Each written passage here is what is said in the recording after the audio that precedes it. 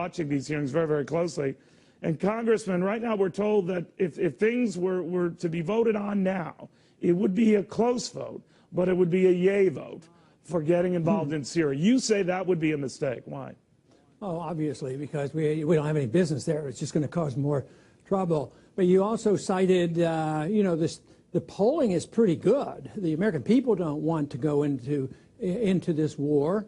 And the people in Britain didn't want to go in, and they had a positive vote for peace. So I would say, Neil, I'm feeling pretty good. You know, I've been in some lonely battles before, whether we won or two or three or four, arguing the case for minding our own business. But I think there's a sea change. There's a shift. The American people are waking up. They're tired of it. They don't have the money. The world, they keep talking, well, the world has to stand up to this guy. Who's the world? It's not the British. It's not the UN. It's not NATO. It's not the Arab people. It's not the Russians. It's not the Chinese. But the world has to stand up to him. That means Obama, he has to save face because he drew a red line. Well, do you think that if he did not make that red line statement, Congressman, we'd even be here today? We'd even be debating this today?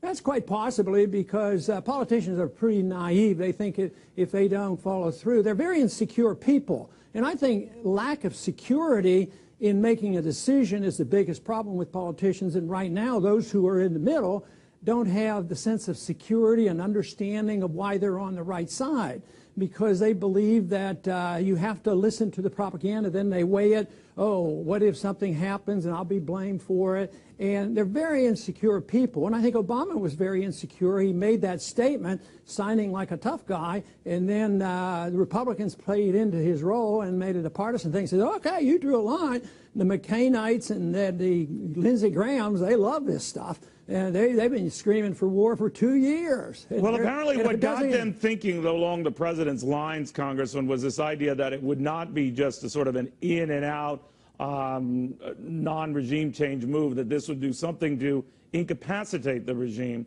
I'm paraphrasing there, but that is a little further than the president first wanted to go, right? So what does this tell you? Does it worry you? Well, it means that's just talk, because it doesn't mean much, because once we get into it, all kinds of things can happen. There's always unintended consequences. There's always going to be blowback. There's always going to be costs. There will always be deaths. So if we're trying to save face because we have to stand firm, you have to say, well, if we're not going out all war and sending 600,000 troops in there, how many people do we have to kill? Oh, no, we don't want to kill anybody. We just want to blow up their airfield. But people are going to die. So you don't think this will be like a Bill Clinton Bosnia strike deal where, you know, that never got any congressional approval. The difference was, of course, it did have some NATO cover to it. But here we would be going alone, with or without congressional approval, right? Well, that makes it worse, but that doesn't justify what Clinton did either. And we'll read about that for a long time. But a lot of people died then, too. And were they all guilty of war crimes, the people who died?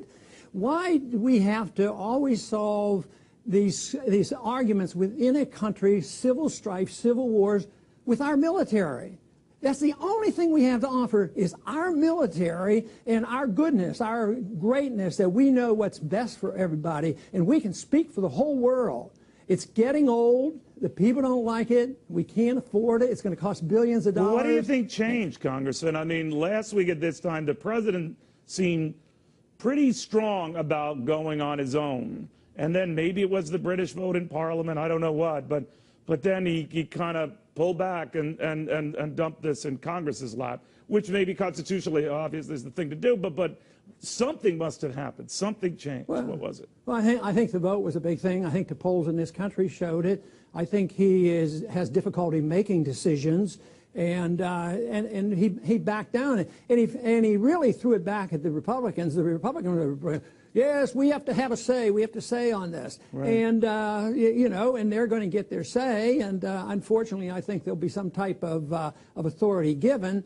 And it won't matter. He doesn't say he needs it. And if they give a little bit or a lot, they will abuse it. Just think of what's been going on for 12 years under the global war of terrorism. We've killed thousands with our drones. And here we are joining up with a group of thugs who kill Christians. 1,000 Christians have killed over there with the rebels, and that's whose side we're going to go on. So the thing doesn't make we don't know for sure which rebels we'd be siding with, right? I mean, there is some well, that is a big problem. That's what makes my argument. Gotcha. And, you know, it's really easy to be a non-interventionist because we don't have to have this all-knowing wisdom to sort out three groups of rebels and exactly how noble or ignoble Assad is. Just stay out of their affairs. That's the best thing for America. Defend America. Defend our moral principles. Defend our taxpayers. Defend our military. There's good stories out now, which I heard about when I was running for presidency. The military doesn't want this either.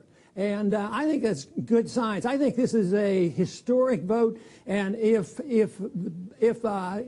Obama doesn't get this vote, this is the beginning of the end, and fortunately so for the American empire, because we can't afford it any longer. It would be a great victory for the cause of liberty and peace. All right, Ron Paul, thank you. It's always good having you. We just want to bring you up